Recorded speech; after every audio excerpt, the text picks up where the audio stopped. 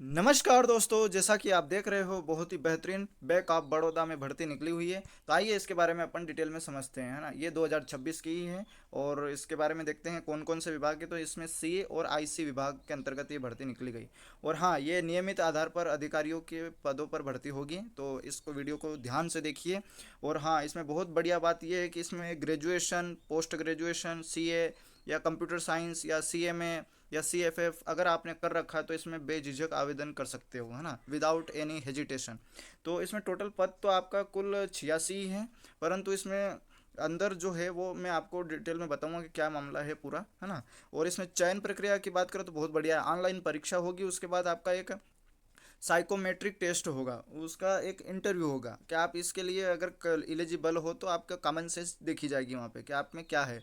और उसके बाद आपका पाठ्यक्रम बहुत बढ़िया है। इसमें पाठ्यक्रम मुझे बहुत अच्छा लगा कि इसमें रीजनिंग, अंग्रेजी और मात्रात्मक योग्यता यानी कि गणित वगैरह के बारे में थोड़ा बहुत इनमें नॉलेज पूछा गया और प्रोफेशनल नॉलेज पूछा गया रिगार्डिंग टू फाइनेंस यानी कि बैंक से रिलेटेड। और हाँ, इसमें यह है कि अकॉर्डिंग टू गवर्नमेंट रूल के अनुसार आपको आरक्षण सिस्टम भी इसमें लागू रहेगा। आयु सीमा की बात कर लेते हैं, इसमें तो 5 वर्ष और 3 वर्ष ओबीसी वालों के लिए है और 5 वर्ष एसएसटी वालों के लिए। और पीडब्ल्यूडी की बात करें तो 10 से 15 वर्ष इसमें रहे। पूर्व सैनिक को 5 वर्ष का दिया गया है। और वेतन बहुत बढ़िया है भाई आपका इसमें। वेतन एमएमजी यानी S2 और S3 और S4 आकर्षक वेतन, यानी कि अंदर देखेंगे पूरा डिटेल में बहुत बढ़िया है ना। और आपका इसमें पोस्टिंग पूरे भारत में कहीं पे भी हो जाएगी, ऐसा नहीं कि परमानेंट प्लेस पे होगी, पूरे भारत के लेवल की पोस्टिंग है इसमें, है ना। ये सेवा बॉन्ड है, 3 वर्ष तक तो आपको इसमें मैंडेटरी करना ही पड़ेगा, है ना। या फिर अगर नहीं करोगे तो 5 लाख का इसमें आपको वो मिलेगा, भरना पड़ेगा, पे करना पड़ेगा, क्योंकि बॉन्ड है इसमें ना। तो अगर बैंक ऑफ बड़ौदा आपको ये दे रही है अपॉर्चुनिटी तो आपको 3 साल मिनिमम करना पड़ेगा इसमें। और ये अंदर अपन समझते हैं इसमें डिटेल में कि क्या प्रोसीजर रहेगा क्या नहीं, है ना। तो अपन इन शॉर्ट में ही समझेंगे, ज़्यादा बड़ा नहीं है इसका नोटिफिकेशन। तो विदाउट एनी डिले अपन इस नोटिफिकेशन पर जंप करते हैं।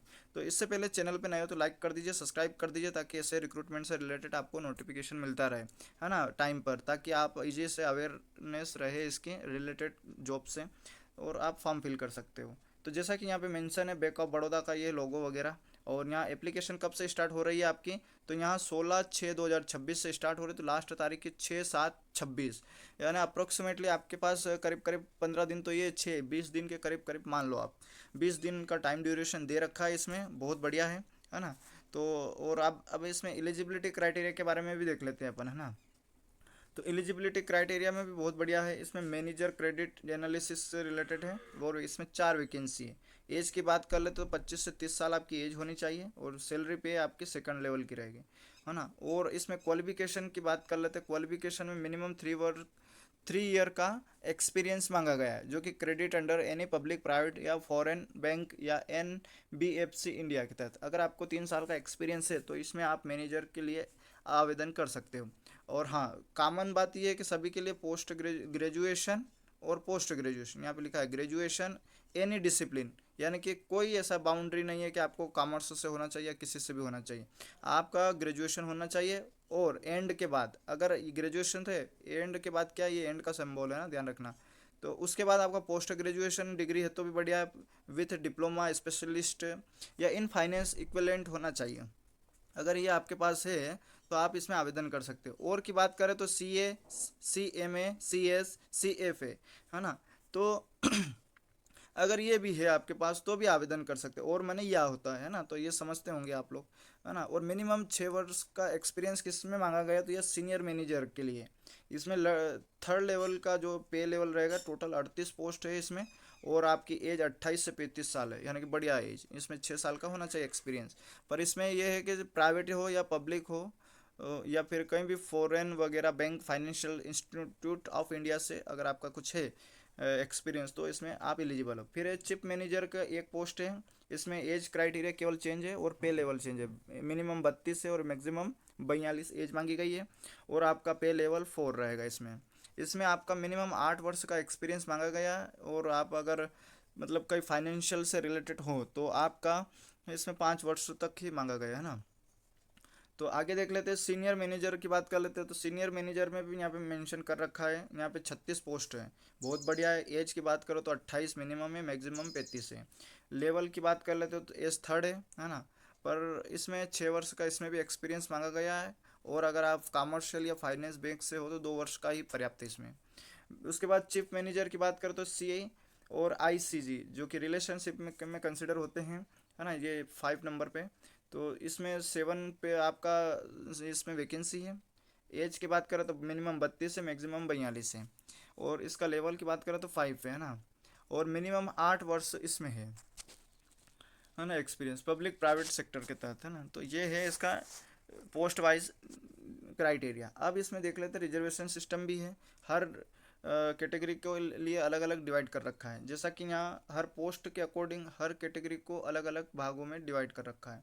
तो यहाँ पे जैसा मेंशन दे रखा है, टोटल देख लेते हैं अपन, तो यूँ तो बहुत बहुत सारा है। तो टोटल पोस्ट 86 है आपकी, और इसमें अनरिजर्व के लिए 7 है, ईडब्ल्यूएस के लिए 20 है, और ओबीसी के लिए 23 है, एसटी के लिए 19 है, और एससी के लिए 17 है, और आप टोटल की बात करें तो 86 पोस्ट है।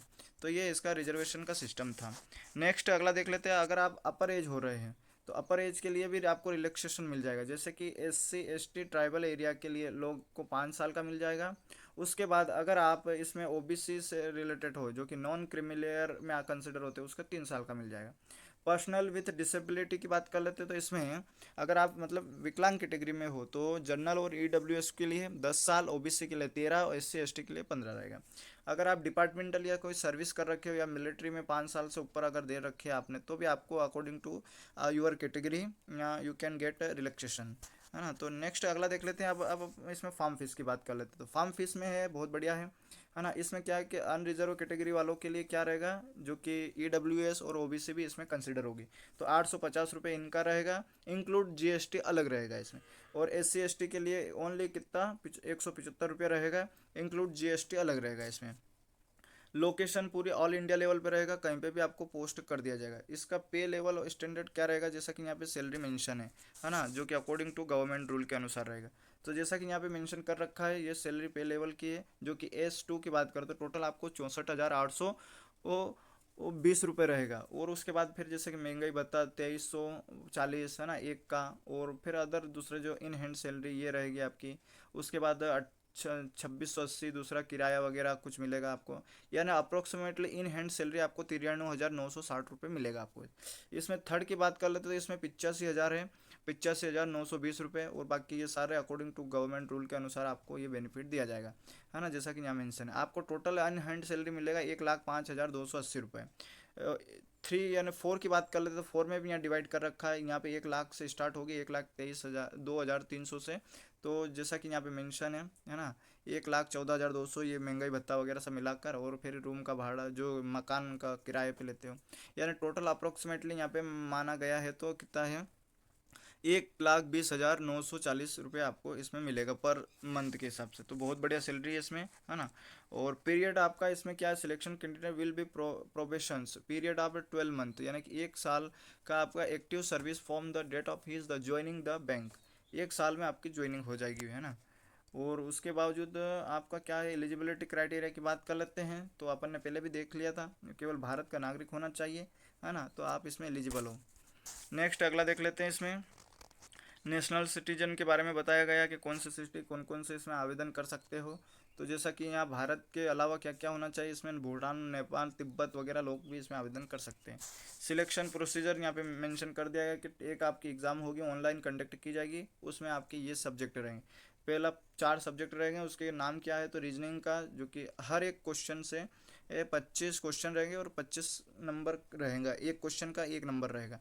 केवल आपका 75 किस में रहेगा, professional knowledge of banking sector से होना चाहिए, तो इसमें आपको 150 मार्क्स रहेगा और 75 क्वेश्चन रहेंगे, है ना। ओवरऑल टोटल की बात कर लेते हैं तो आपका क्वेश्चन 150 रहेगा और मार्क्स आपका 225 रहेगा। टाइम ड्यूरेशन की बात करें तो एक यानी कि 1 सेकंड, है ना, आपका इसमें रहेगा 150 मतलब मिनट में टाइम कंप्लीट करना रहेगा।